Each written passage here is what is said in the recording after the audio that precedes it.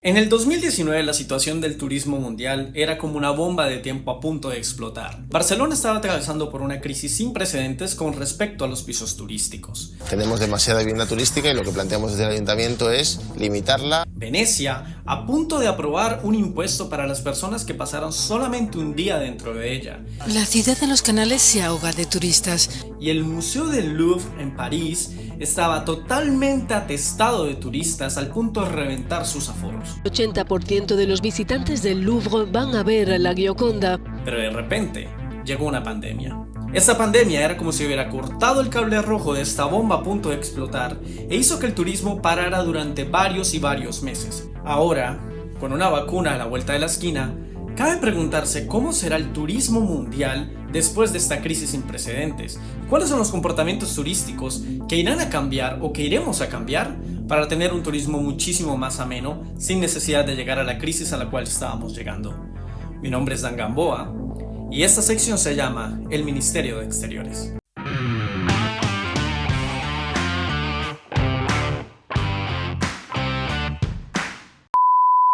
Antes de comenzar, los invito aquí a que se apunten a suscribirse a este canal para más actualizaciones y para más cositas ricas y deliciosas que les iré subiendo en estos meses. En el siglo XXI la gente tiene muchísimo más acceso al viajar. La tecnología, la globalización, las redes sociales, las plataformas que encontramos por internet nos permite que sea muchísimo más fácil coger el celular, buscar un vuelo, rentar un hotel y básicamente, alimentados por una buena bonanza económica, podemos recorrer el mundo de una forma tan fácil como nunca jamás en la historia hubiera sido. Pero bien, el turismo, que es esta gran actividad que todos hacemos, así que si me está oyendo usted o el que me está viendo allá, sí, todos somos turistas, básicamente se ha vuelto una actividad económica que ha traído millones y millones de dólares a la economía mundial hasta que llegó la pandemia en este 2020. Pero a ver, no es algo de que avergonzarse. Hablemos de historia por un pequeño momento. En los años 1700 apareció el Grand Tour. Hola, señor Francis. Intelectuales de toda Europa occidental reunían dinero después de sus estudios, y cuando digo reunían dinero, quiere decir le pedían dinero a sus padres, ya que estamos hablando de gente de mucha plata, que eran personas aristocráticas de las altas cortes o de las altas esferas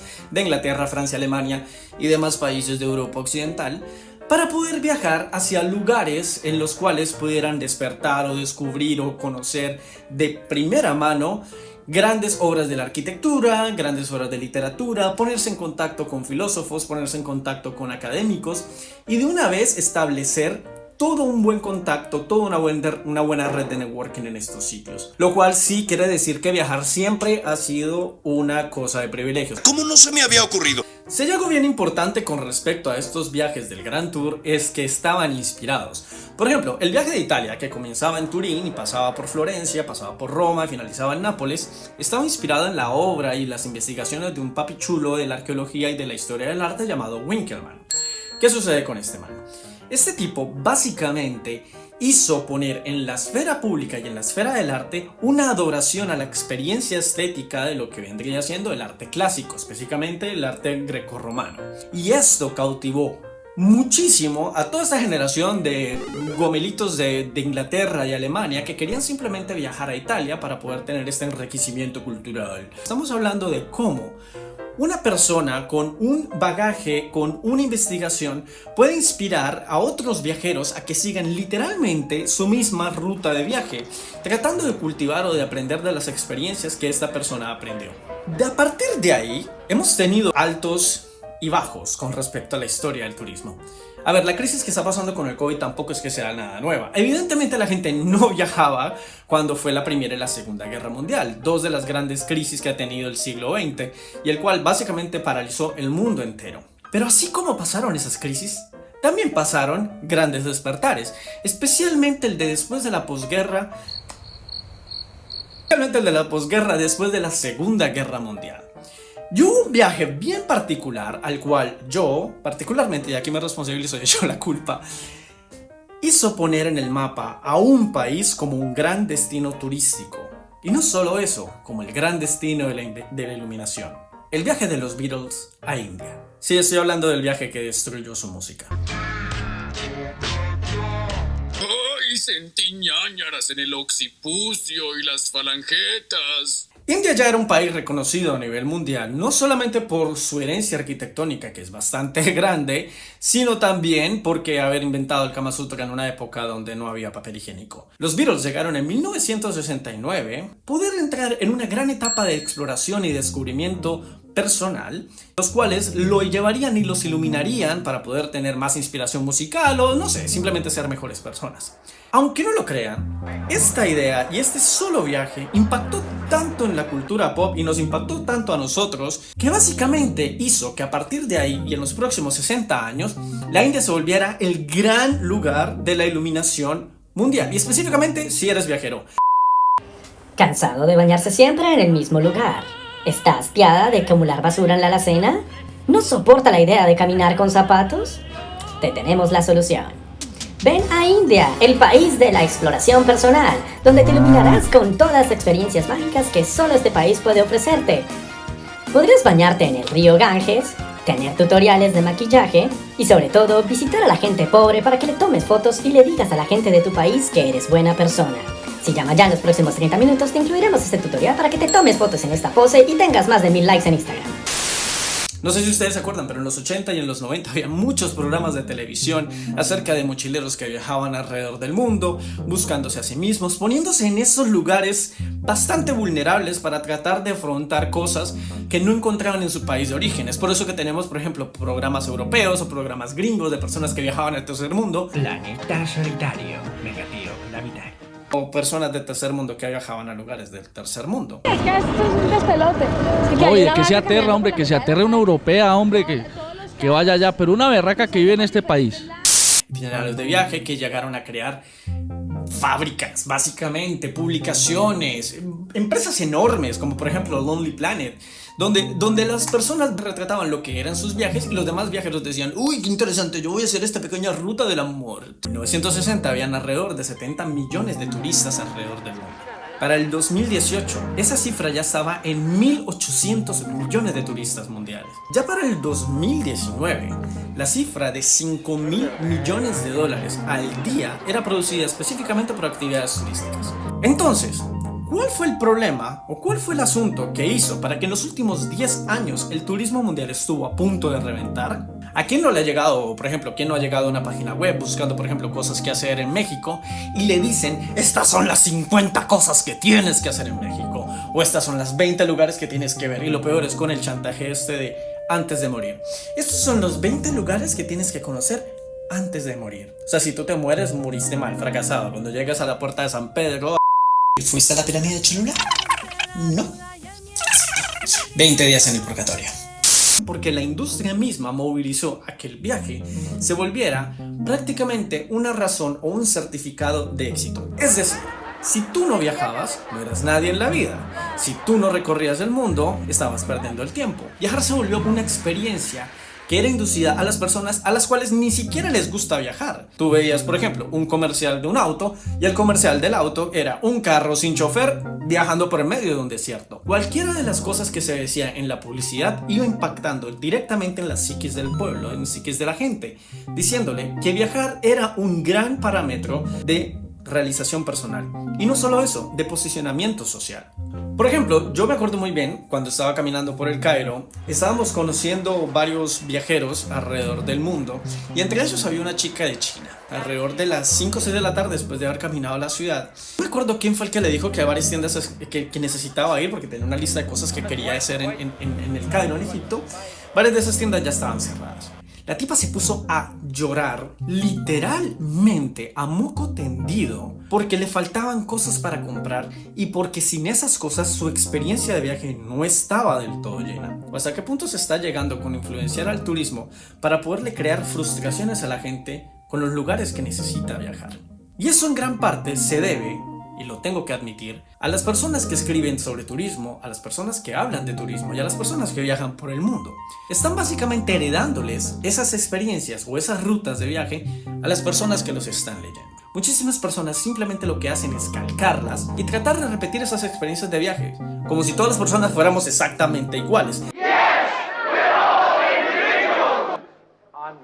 Cosa que no es así. O sea, algo muy importante que hay que tener en cuenta es que cada uno tiene diferentes gustos y que cada uno de esos diferentes gustos son los que nos hace a nosotros, en particular, crear una experiencia de viaje particular e única para cada quien.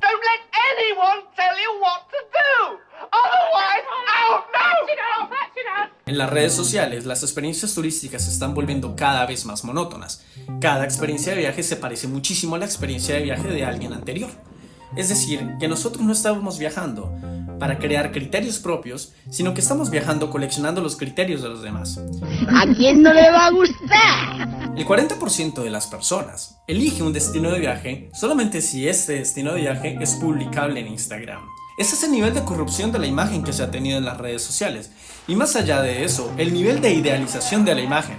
No sé si sepan, por ejemplo, de esta puerta, la Puerta del Cielo de Bali, que es uno de los destinos turísticos más famosos de la isla, en los cuales todas las fotografías aparecían con espejo de agua. Por Dios, esto es increíble. Yo tengo que ir a la Puerta del Cielo de Bali.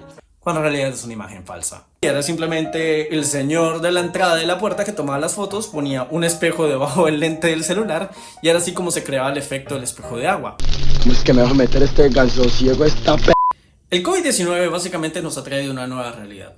La pandemia ha sido una tragedia, pero para Venecia debe representar una oportunidad para no repetir lo de antes. Y es una moderación de nuestras conductas de viaje. Las personas están decidiendo, pues obviamente imponiéndose o viendo con las restricciones internacionales, viajar a sitios más cercanos, hacer turismo doméstico o incluso hacer un turismo más rural.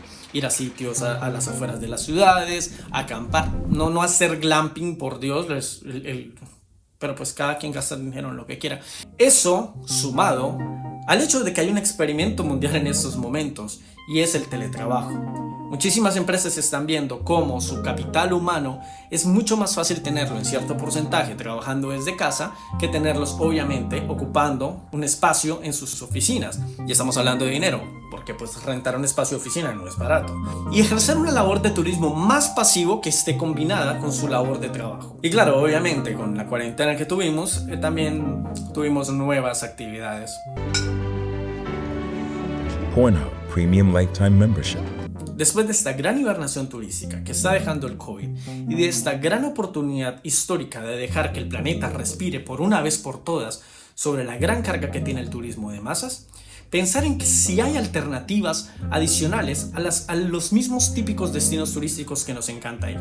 Ojo a esto, no estamos haciéndolo, no lo estoy invitando a que huyamos del turismo de masas. Simplemente entendamos de que hay muchas más alternativas para conocer en el mundo y que no tienen que ser las más exóticas o las más remotas o las más alejadas posibles de lo que es el típico trayecto turístico. No. Incluso en las mismas ciudades turísticas, ciudades como París o como Barcelona o como Venecia, hay muchísimas más opciones de cosas que ver y visitar que las típicas top 10 de TripAdvisor. Sí, estamos muy conscientes y sabemos perfectamente muy bien que ir a visitar a la Mona Lisa en el Louvre puede ser un certificado cultural, porque tener una selfie con la Mona Lisa es básicamente un certificado en redes sociales de que eres una persona culta, pero no necesariamente tiene que ser así. Si a ti no te gusta ver a la Mona Lisa o si no te gusta ir al Louvre, pues simplemente no vayas. ¿Saben qué es lo más interesante de todo esto? Los reviews de TripAdvisor del Museo del Louvre son terribles cuando uno empieza a leer los de peor rango. Hay gente que dice que se siente completamente decepcionada que la Mona Lisa sea tan pequeña, que el Louvre esté tan lleno de gente, que es un museo aburrido o que es un museo que le falta variedad. Por el simplemente impulso de tener que ir al Museo del Louvre, guiados por personas en los cuales, tengo que admitirlo, nosotros, influenciadores de turismo, para impulsar a la gente y decirle, mira, es que este es un lugar que tú tienes que ir. Y es que ¿quién impone cuál es el verbo de tener? ¿O quién impone cuál es el verbo de deber hacer algo? Es como si le estuviéramos metiendo a la boca, regañadientes, una cucharada de, no sé, emulsión de Scott o aceite de ricino para que la gente tenga que alimentarse con una experiencia de viaje para poderla acreditar como viajero.